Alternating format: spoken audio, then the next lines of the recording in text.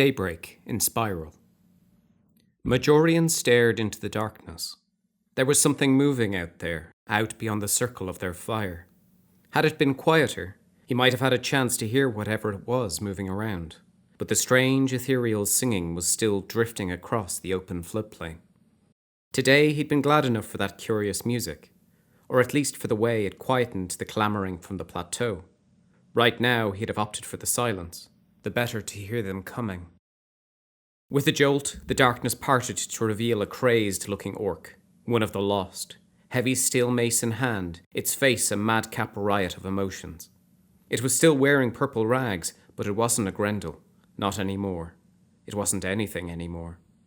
The black plateau had consumed what wits the poor fool had once possessed, and in their place it had left only rage and anger.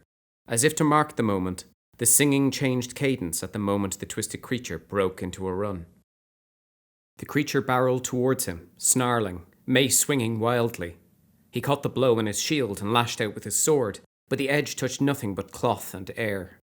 The mace clashed down again and again on his shield, trying to batter him into submission, but the singing only picked up so that it was loud enough to be heard about the sounds of the weapons clashing. The tune was insistent, pushing into his thoughts like a knife. Frantically, he stepped back, desperate to put some distance between himself and the plateau-enraged orc. He tried to centre himself, seeking to master his fear and channel it into his weapon, but the mellifluous singing urged him to abandon his fear. He tried to blank it out, but it was too persistent, and he felt the adrenaline of the fight slipping away, but rhythmically, like a tide going out. There was no danger here, he realised, no need for this tension, that even now was seeping from his muscles as the singing relaxed him. He tried to clear his mind, certain that if he dropped his guard, the orc would slaughter him as certain as the sun rises. But even that effort seemed foolish. There was no need for it. There was nothing to be alarmed about. He stepped back, staring at the orc. It struck him in that moment that his enemy looked as confused as he did. It stood stupefied, its weapon slumped to the floor. He contemplated running the orc through with his sword, but he somehow couldn't muster the will to do it. The enigmatic singing that still filled his ears seemed to drown out the thoughts, washing them away as quickly as they arrived. Some distance away, Octavia watched the two of them with fascination. She could feel the effect herself, but the protection of her circlet was keeping the worst of it at bay. Even so, it took every effort of her will to resist the siren sounds of the chorus. Cautiously, she moved towards them, mage staff at the ready, aware that the effects could end at any moment. Overview. As part of the ongoing efforts to relieve the aridity of the region of Icarion in Mariv, there are serious plans to dam the River Dout in Abstrus. This would flood the area where the old spire of Solon's Dout is, where years ago there was a decisive battle with the Grendel. At the spring equinox, real progress was made towards addressing issues that various national assemblies had raised with the proposal, and amity was granted to the eternal Yelenwe to allow Zur to help with the project. There are, however, a few things left to address before the dam can proceed. There is urgent need to arrange protection for whichever Imperial army is asked to carry out the work. Then there are demands of the Imperial Orc Assembly to consider, and the desires of the Urazeni Assembly to take into account. And just to make it more complicated, there is the small matter of the rebels who remain a quiet but important factor complicating the politics of Spiral. The Dawn Chorus. A strange guardian of Yelenwe, a circle of feathered creatures that sing sweetly, have taken up residence in Spiral. The guardian's song can confuse those who attack it, but it also protects the listener against the Black Plateau. Yelenwe's heralds offer a boon of the eternal to any military unit that supports the army building the dam. At the spring equinox, the Imperial Conclave voted to give amity to the eternal Yelenwe, in return for the protection of the army that undertakes the dam building. Yelenwe is not an eternal without controversy, but certainly Z has in recent times acted as a friend to the Empire. There is a distinct sense that Z is atoning, somehow, or at least this is the impression Zur heralds have given. As the summer solstice draws in, reports come of a spring in the high mountains, around where the source of the Dout is said to lie, which is filled with an ethereal light and harmonious music. Then they descend, strange winged beings, which have an approximate shape of a human or an orc, but who are covered in white, dove-like feathers, and dress in shimmering robes. Yelenwe's heralds who accompany them refer to them as the Dawn Chorus, a guardian of Yelenwe, and they have been sent to guard the minds of those who labor in Spiral. If they are surprised that their aid is not yet needed, they don't show it. The flock descends to the ruined spire of Solon's Doubt, planned to be at the centre of the reservoir when it is built, and settle themselves into contemplative meditation. Any who come near are invited to join, though it is a perilous journey just to sit in a circle, listening to these strange birds singing a sweet and wordless song. But those that do make the journey confirm that in the presence of the Dawn Chorus, the whispers of the Black Plateau are silenced to a quiet murmur, barely present. Yelenwe's heralds say that while there is no reason as such that the army they assist will need the support of small military units, they will welcome any captain who wishes to join them in stilling song. They will provide to each such captain a white feather from their plumage. This feather will act much like a circlet of falling snow, except that it will also provide a constant soothing effect to the wearer. In particular, while Yelenwe has no interest in the removal of lineage, they are almost too quick to say, it will be particularly effective at lessening unwelcome influences related to the touch of the realms in the bonded wearer. Names in the stones. Writing the names in the stones will cost an additional 5 thrones. Whether the inscriptions will happen is part of the necessary details for the commission for the dam. Obviously, the dam must actually be commissioned by the Imperial Senate, or by a suitable title with the power to commission an edifice. Whoever arranges for the commission will need to ensure that they are clear whether they intend to address the concerns of the Imperial Orcs. The Imperial Orc Assembly requested that the names of the fallen be carved into the stones of the dam.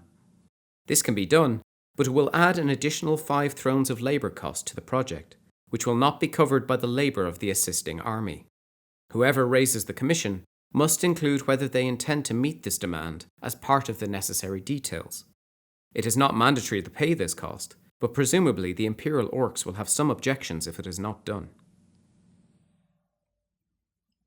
The Omphalos.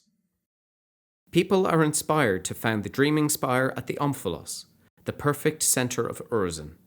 That centre would be in zenith or spiral, depending on how you calculate it. Once complete, the library from Solon's Doubt could be relocated there at the cost of 5 thrones. Whether to relocate the books is part of the necessary details of the commission to commission the dam. The dam across the Doubt is conceived from Urizen ingenuity, and Urizen supports this work of prosperity. In the valley, ghosts linger amongst broken vessels of souls who, in courage and loyalty, sacrificed all for Urizen and the Empire. Above the valley stood Solon's Doubt, pride of the dreaming spires, fountain of Urizen wisdom. The essence of these heroes and sages was in their lives, learning and legacy. Come, torchbearers, sing the deeds of the fallen. Save the library of Solon's Doubt and preserve it. Let the fountain flow anew. Come, illuminates. Come, questers. Let ghosts be sent on their path. Come, architects. As waters rise, let a dreaming spire rise again. Legacy of heroes, testament of Urizen endurance. An Omphalos, for our centre holds. Despite everything, we are still here. Halcyon of the Myriad Stream, Spring Equinox 386YE, vote upheld with a greater majority, 292 to none. The Urizeni Assembly, who most keenly of all remember what the Battle of Solon's Doubt was for, and what it cost, have also judged the dam. Halcyon of the Myriad Stream has made a stirring statement in the Urizeni National Assembly regarding the history of the spire and the battle that took place. The words seem political, but they resonate everywhere, especially in the northeast of Zenith, where the Urizeni are once again fighting to keep the Druj from their homes. Nobody wants to return to those bitter days right now, when the League took Spiral, and it seemed nation might go to war against nation. But the reality is that Spiral was Urizeni for centuries before that. And with his words, Halcyon has given voice not just to the grief of the loss of Solon's Doubt, but to the whole nation. Despite everything, we are still here. And so the call to raise a new spire, a dreaming spire, An omphalos takes hold. The idea of forming a new spire is a familiar one. In Urizen, spires often cooperate to found a new spire, the magicians working together and sharing skills and resources to meet the challenges involved. There is a common goal here, an opportunity to save the library of Stolen Stout, to preserve the legacy of heroes, and perhaps to establish the omphalos. The process seems simple enough on the face of it. Commission an edifice to serve as the focal point of the Dreaming Spire. It would need at least 10 white granite and 30 crowns, but it could be bigger than that if there was sufficient desire to ensure the new spire had sufficient grandeur to meet the moment. Once that is done, it would just cost 5 thrones to relocate the library at Solon Stout to the new spire.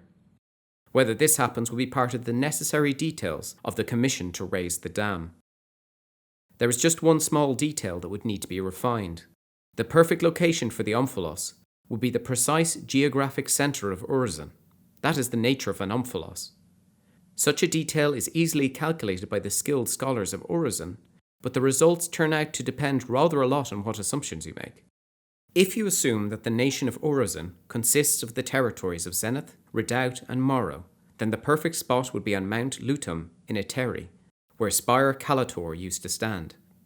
If, however, you find the geographic centre point of Zenith, Redoubt, Morrow, and Spiral, then the perfect spot would be Mount Cineus in Ankara, right on the border with Sinian. Wherever it is built, once the edifice is complete, the support of neighbouring spires would be enough to help any Urizeni seeking to establish themselves there.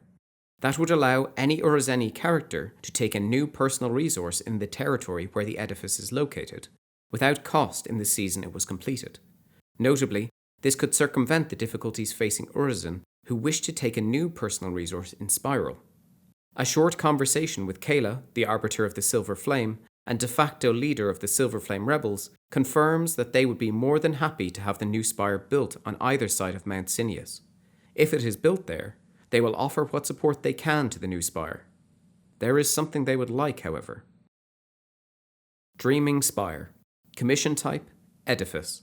Location, either Ankara in Spiral or Eteri in Zenith. Cost, minimum. 10 white granite, 30 crowns in labour. Time, 1 season. Effect, founds a new spire at the chosen location, allowing any Urizeni character to take a new resource in that territory for free in the season it is completed. Availability, opportunity ends if not completed before the dam is finished. Special, paying to relocate the books adds 5 thrones to the cost to dam the River Doubt. The Chorus and the Flame. Heralds of Yelemwe have travelled Spiral investigating the Black Plateau and the Block. The Block is controlled by the Silver Flame Urizeni rebels in Sinian. Technically, now that the Dawn Chorus has entered the mortal realm, there is no need for Yelemwe to retain amity. They are clear that they will offer their aid as soon as the building project begins, as long as it takes place in the next year or so. However, Z of the Perfect Morning has also promised that Z will use their time with amity to find a way to more permanently alleviate at least some of the issues caused by the discord in Spiral, building on the great success of the Urizeni with the Block. True to their word, other heralds do indeed begin appearing from the spring far above Abstrus, and they begin to wander all across the hills and paths of the Cursed Land, singing as they go. Alone, they do not provide the respite that the chorus does, but there is something comforting about the sight of them, all the same. On a sunny day, one can even see their white feather forms moving across the hills from the vantage point of the city below. The feathered heralds trace the weaves of magic emanating from the Block until it leads them inexorably to its source up in the mountains of Sinian. There they encounter something unexpected, the presence of the Urizeni rebels, the magicians the Empire calls the Urizen of the Silver Flame. It appears that the heralds were not expecting the Block, the powerful mithril structure that is the only thing that makes life in Spiral bearable, to be in the hands of the rebels. There is a short but tense negotiation between Yelemwe heralds and the rebels, in which they make it very clear that Sinian, and the Block, belongs to them. Fortunately, the rebels have dozens of experienced masters of day magic amongst their number. They have no trouble establishing that the heralds mean no harm, especially as there is a third party present, a figure wearing reflective robes that glitter in the sun, a herald of that which lives in its name, present for its own reasons. This vizier helps to broker negotiations. Once that happens, the heralds are allowed, under the watchful eyes of the rebel magicians, to visit the block itself. What transpires there is between the rebels, Yelenwe, and perhaps this other herald, at least for now. Silvered Lore. The Silver Flame Urazeni rebels in Sinian have asked for access to Imperial lore.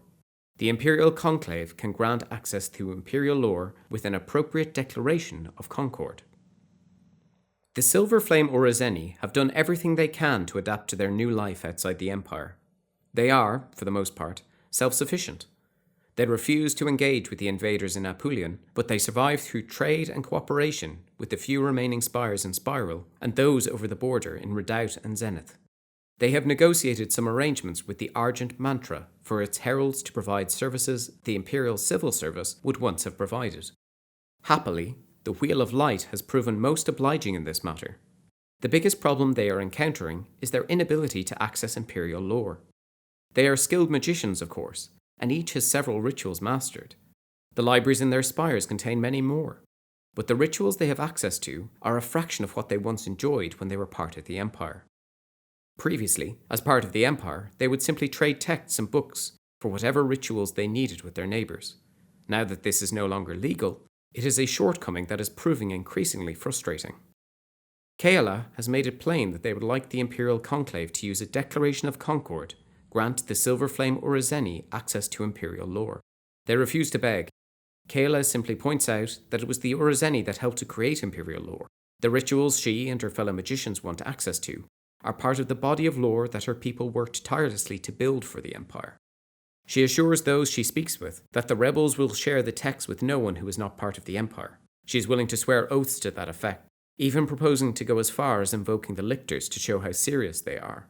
That last part slightly tips her hand, since it also demonstrates how desperate they are to regain access to Imperial lore. She also lets slip a fact that she has otherwise not drawn attention to. The Egregore bond no longer binds the erstwhile rebels, and perhaps began to fall away the moment they signed their treaty. They strongly consider themselves Urazeni, but strictly speaking, they are now no more Urazeni than the so-called Earl of the Groves is Dawnish.